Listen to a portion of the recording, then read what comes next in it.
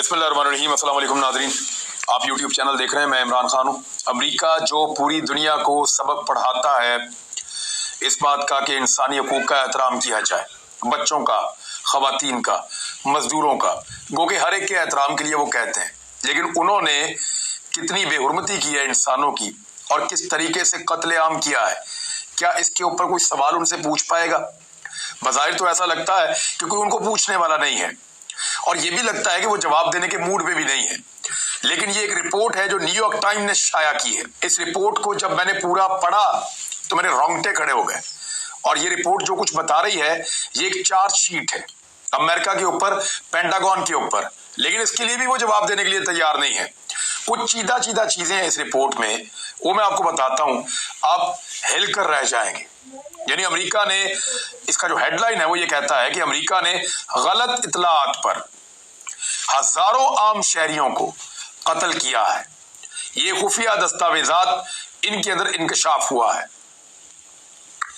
New York time के हाथ खुफिया मालूमात लगी हैं और कुछ खुफिया दस्तावेजात हैं जिसमें एतराफ़ जुर्म मौजूद है और उसमें बताया गया है कि किस किस तरह कहां पे अमेरिकन ने गलत ऑपरेशंस किए, गलत इंफॉर्मेशन की बुनियाद पे किए और किस तरह आम शहरियों का कत्लेआम किया और उनके ऊपर कोई एक्शन हुआ या नहीं हुआ।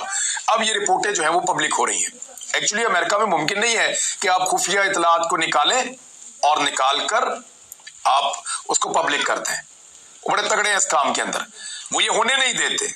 एक आदमी जुलियन असांज, उसने जब ऐसा किया था तो जुलियन असांज के साथ जो उन्होंने किया और जो वो करने जा रहे हैं, बल्कि वो अपनी हिरासत में उसको लेना चाहते हैं, वो सारी दुनिया जानती है कि कितना आजादी इजहार राय का दर्द है उनके अंदर। मुझे ऐसा लगता है कि ये रिपोर्टें अमेरिका खुद पब्लिक करता है कुछ अरसे के बाद जानबूझकर, और वो इसलिए पब्लिक करता है कि वो एक दफा फिर गैरत का लेवल चेक कर ले उन मुल्कों का जिनको वो मार कर आया है। वो ये देख ले कि दुनिया कितनी गैरतमंद हुई है, आलमी इदारे उससे सवाल पूछते हैं या नहीं पूछते, कोई उसकी आंखों में आंखें डालकर ये सवाल करने की जुर्रत करता है या नहीं करता। ये वो टेस्ट लेता है दुनिया का, और बदकिस्मती से गुज़िश्ता कई दहाइयों से ये दुनिया इस टेस्ट में नाकाम होती रही है। खबर क्या है, जो इसकी ट्रांसलेशन है वो मैं आपके सामने रख देता हूं। और ये न्यूयॉर्क टाइम ने अपनी रिपोर्ट में बताया है कि पेंटागन की हासिल करदा नई दस्तावेजात में ये बात सामने आई है कि मशरिक़ वस्ता में अमरीकी फ़िज़ाई हमले इंतहाई नाकस इंटेलिजेंस की बुनियाद के ऊपर थे और गलत इंफॉर्मेशन के ऊपर उन्होंने हमले किए हैं, जिनमें बच्चों समेत हजारों आम शहरी मारे गए हैं। फ्रांसीसी खबर रसा इदारे जो AFP है उसके मुताबिक नई खुफिया दस्तावेजात में 1300 आम शहरियों की हलाकत का बताया गया। इससे पहले भी दस्तावेजात आती रही, पता चलता रहा कि हजारों लोगों को मारते रहे, लेकिन अब जो नई दस्तावेजात आई हैं उसमें ये पता चला कि इन्होंने 1300 आम शहरियों को हलाक कर दिया है। इन खुफिया दस्तावेजात ने हुकूमत की इस तस्वीर कुशी को गलत साबित किया है। यानी अमेरिका जो कहता है कि जंग मोहतात अंदाज में लड़ी गई है, बम गिराने से पहले बड़ी एहतियात की गई है, तो ये सारा गलत है, झूठ है। दस्तावेजात के मुताबिक शफाफियत और एहतसाब के वादे भी पूरे नहीं हो सके। यानी जहां जहां मासूम लोगों का कत्लेआम हुआ, जानबूझकर भी हुआ, वहां पे भी अमेरिका ने इंसाफ नहीं किया। फराहम करदा एक भी रिकॉर्ड में गलत सरगर्मी या जिस आदमी की गलती की वजह से मासूम लोग मारे गए या जिसने जानबूझकर मारा, किसी एक के खिलाफ भी तादीबी कार्रवाई के हवाले से कुछ नहीं बताया गया। यह है अमेरिका। रिपोर्ट में कहा गया है कि तहकीकात से मालूम हुआ कि आम शहरियों की हलाकत की तादाद असल तादाद से कम बताई गई है। 19 जुलाई 2016 में अमरीकी स्पेशल फोर्सेस की जानिब से शुमाली शाम में दाइश के 3 ग्रुपों पर बमबारी की गई थी। इब्तदाई रिपोर्ट्स में यह कहा गया था कि 85 जंगजू हलाक कर दिए गए हैं, जबकि हलाक होने वालों में 120 किसान और दीगर देही अफराद जो गांव में रहने वाले लोग हैं वो थे। यानी वहां दाइश के जंगजुओं का सिर्फ नाम लेकर, क्योंकि अमेरिका में इलेक्शन जब हो रहे हो तो उनको वोट चाहिए होते हैं और उसके लिए उनको 2016 सबको याद है, 2016 वो साल था जब अमेरिका दोबारा इंतखाबात में जा रहा था। तो उसमें आपको इस तरह की एक्टिविटीज करनी पड़ती हैं कि हम तो जंग लड़ रहे हैं अपनी मकबूलियत के लिए। तो वहां निहत्थे किसानों को मार दिया, आम देहातियों को मार दिया, और उनका कत्लेआम करने के बाद ये कह दिया कि हमने दाइश के 85 जंगजू हलाक कर दिए हैं। ये है अमेरिका और उसका असल चेहरा। दूसरी मिसाल, नवंबर 2015 को इराक के शहर रमादी में होने वाले हमले की है, जिसके बाद एक शख्स को नामालूम भारी चीज को खींचते हुए दिखाया गया है कि वो घसीटता हुआ ले जा रहा है। अब बाद में जब तहकीक हुई तो पता चला कि ये एक बच्चा है जिसका वालिद उसको हलाक होने के बाद उसकी लाश को खींचता हुआ लेकर जा रहा है।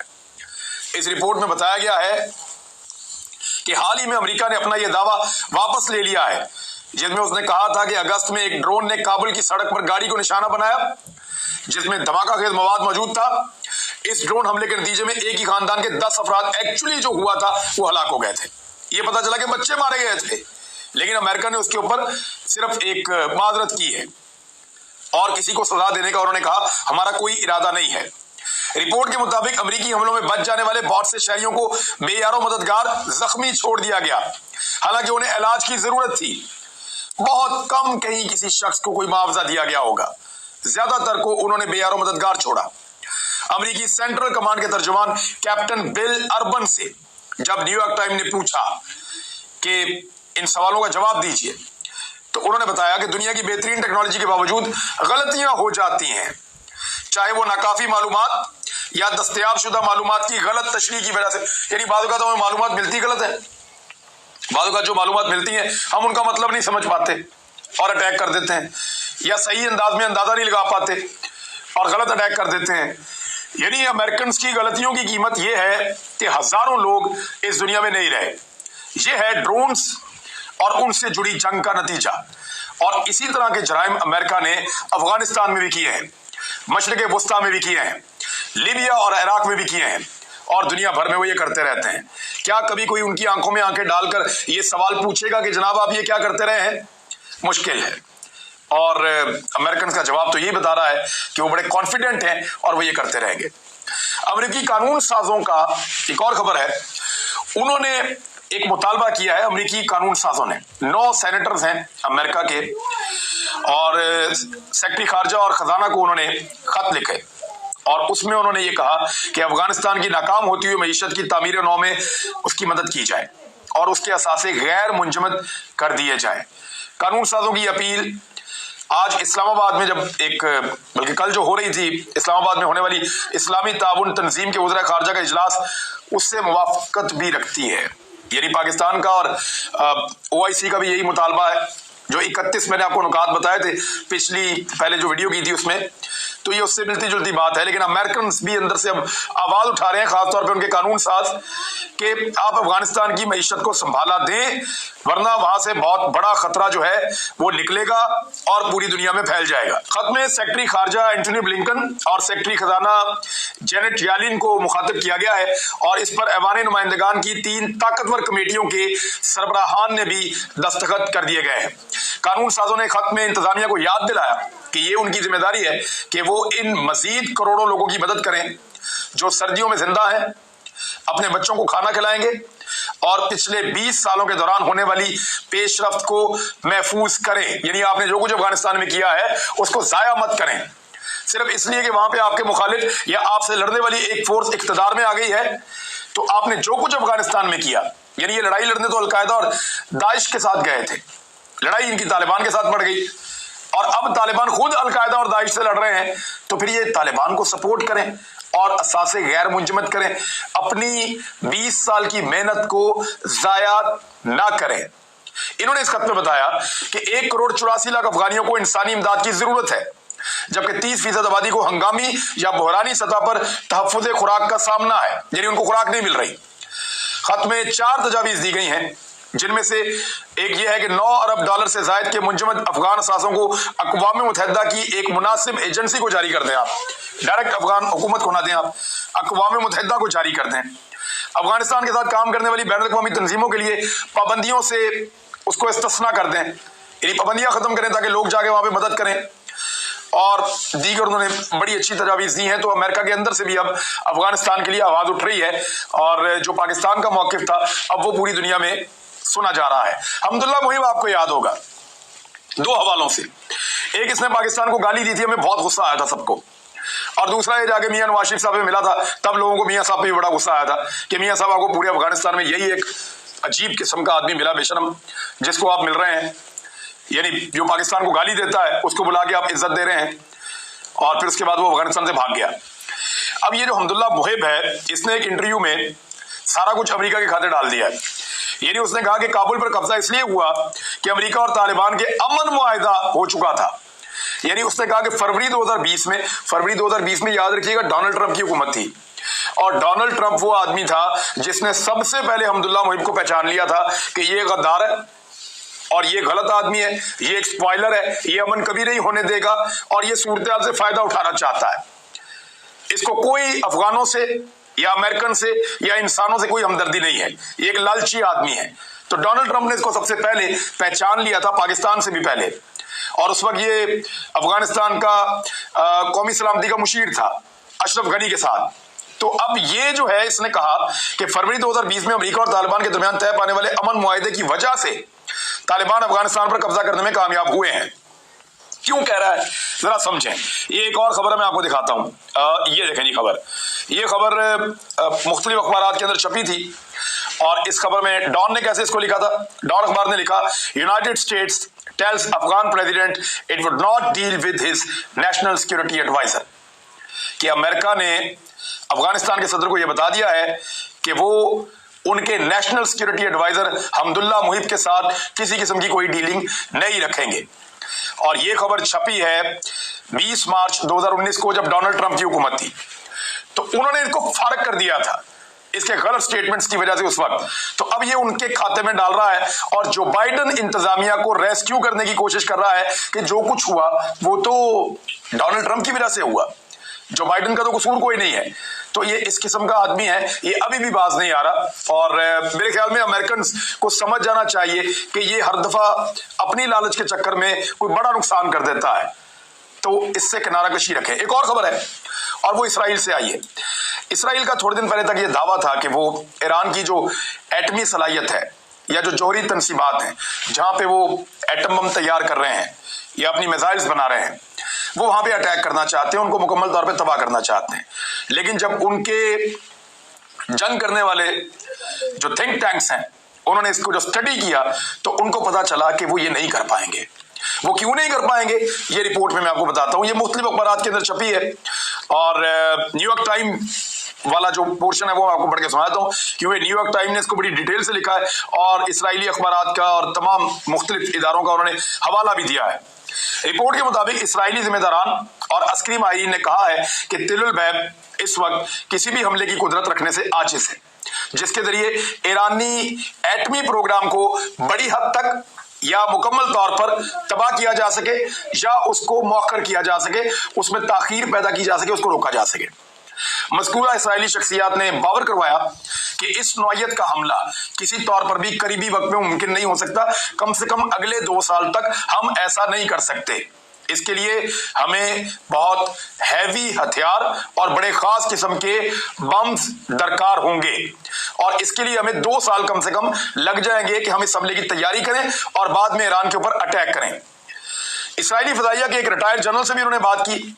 उन्होंने कहा ये बहुत दुश्वार है, बहुत मुश्किल है कि ऐसी कारी ज़रब लगाई जाए कि ईरान की एटमी सलाहियत या एटम बम बनाने की उनकी सलाहियत बहुत लंबे अरसे तक के लिए मुतासिर हो जाए। उन्होंने कहा दुनिया में सिर्फ अमेरिकी फदाइया वो वाहिद ताकत है जो इस वक्त इस तरह का हमला कर सकती है, और कोई ऐसी ताकत नहीं है जो ईरान को इस वक्त वो नुकसान पहुंचा सके जो इसराइल चाह रहा है।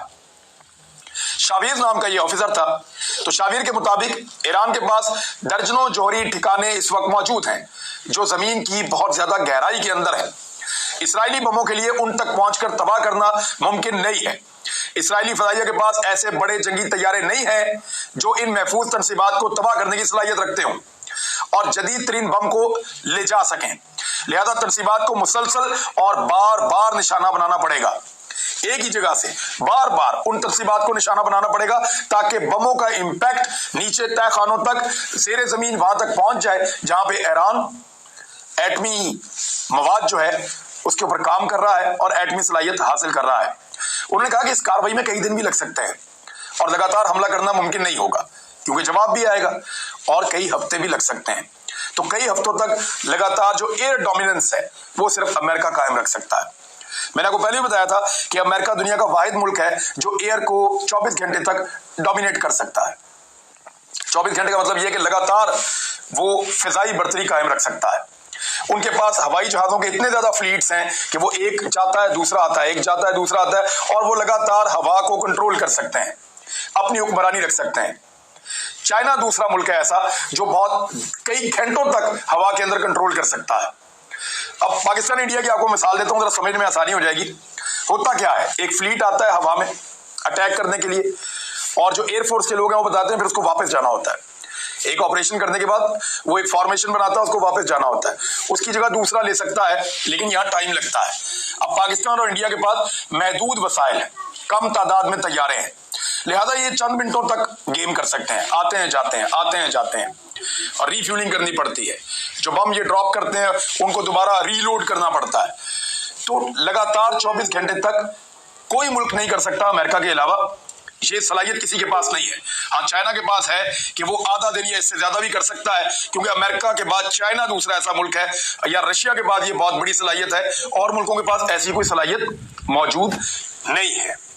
तो पाकिस्तान और इंडिया के पास तो ये सिर्फ प्लानिंग के साथ ही भी लड़ते हैं कि अगर वो आएगा तो हम कितना वेट करेंगे, फिर जब वो वापस जाएगा तो हम उसको कैसे फॉलो करेंगे, और फिर हमने अपना अगला फ्लीट कहां पर रखना है। तो ये सारी टैक्टिक्स की गेम है। अमेरिका इसके बगैर भी गुजारा कर लेता है, क्योंकि उसके पास बहुत ज्यादा फ्लीट्स हैं हवाई जहाजों के, जेट तैयारों के, बॉम्बर्स के, तो वो ये कर सकता है। तो इसराइल अभी नहीं कर सकता।